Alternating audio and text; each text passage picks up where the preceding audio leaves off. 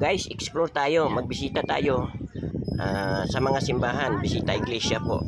Itong simbahan ng Cuenca, San Isidro, Labrador. Okay, guys, samahan niyo po ako. Ito guys, tuwing Semana Santa, nagbibisita iglesia ang pamilya namin po. Ito makikita nyo guys, ang paligid ng simbahan ng San Isidro, Labrador, Basilica. Yan. So ikot-ikot po tayo dito po. Kung nakapunta kayo rito guys, pwede po kayo mag-explore din. Maraming namamasyal po rito guys. Nagbisita iglesia din sila. Since na Semana Santa po ngayon. So kami, ang aming pamilya, sila po, yan, nag-iikot, nagro-rosaryo. Parang Station of the Cross ba? Diyan, sama-sama po kami. Ito na yung unang istasyon ng simbahan. Ito po, nagdadasal, nagro-rosaryo sila. Papasalamat at saka iniikot po namin yung kapaligiran. At marami rin ang bibisita po rito guys. Makikita nyo po. Ito na guys, ang entrance ng pangalawang bisita iglesia namin. Simbahan ng Alitagtag, Batangas.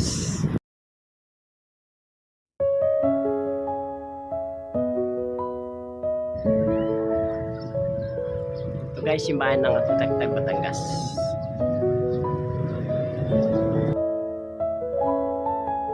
Pasok tayo sa entrance ng simbahan ng Alitagtag, Batangas.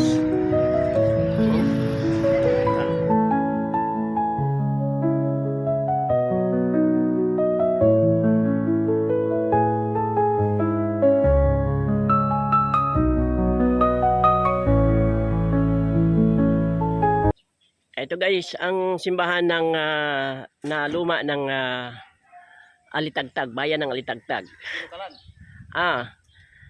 Simbahan ng Binukalan, Alitagtag, Batangas. So itong pinakaluma na simbahan guys. Bisita iglesia muna tayo. Yan.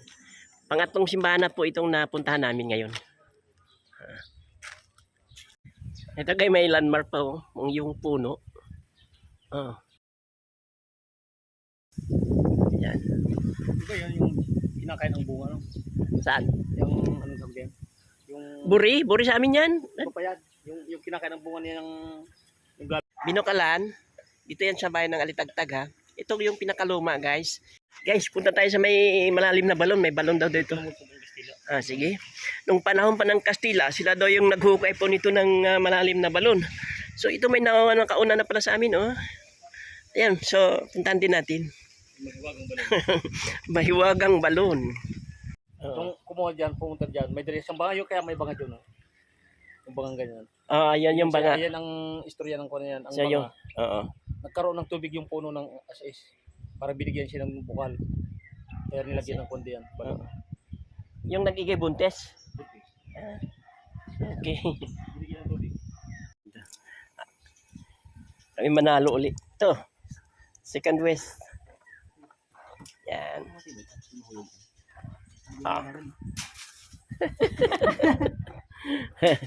Hindi ano. Kapasukin niya. Pasukan nyo. Ha? Hindi, mahulog lang yan.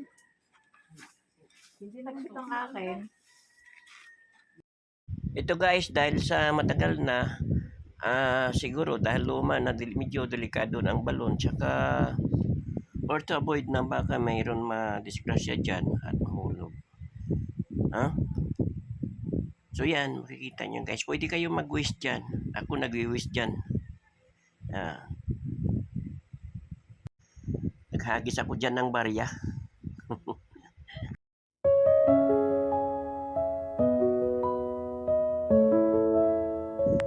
Ito naman guys, ang pang-apat na simbahan ng bisita iglesia po namin. Simbahan ng Santa Teresita.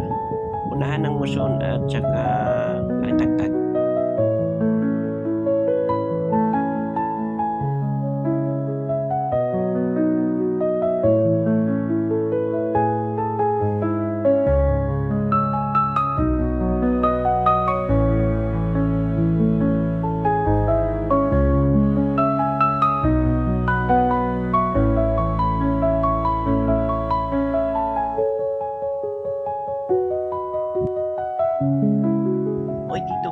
naka-schedule ang ikasal ang aming pamangkin dito sa Santa Teresita.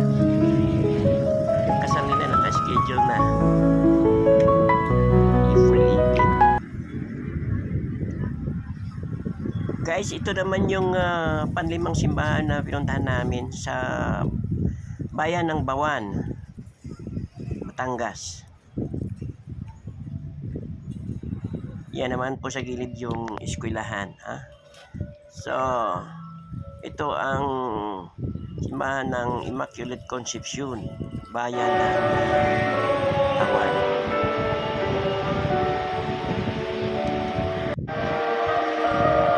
Yan po yung guys ang simbahan sa loob ng simbahan ng Bawan. Diyos na ako ay tumayo sa harap niyo para magbigay ng patuloy po ang aking Bisita lubos Iglesia. at Sa loob tayo ng at simbahan. lubos ng practice. Dito sa Immaculate Conception sa bayan ng Bawan, Batangas. Ang aking hibis. Salamat. Sa iglesia po. Salamat po sa Diyos at hindi Sama sila. Minsan lang sa isang taon lang naman. So, bawat taon pag makabisita iglesia kaya, no? Simbahan ng Immaculada Concepcion ng Bawan. Simbahan ng San Pascual Parish Church. Guys, ito na yung pong pang-anim na simbahan na bisita iglesia po namin at pinaka-last na aming binisita.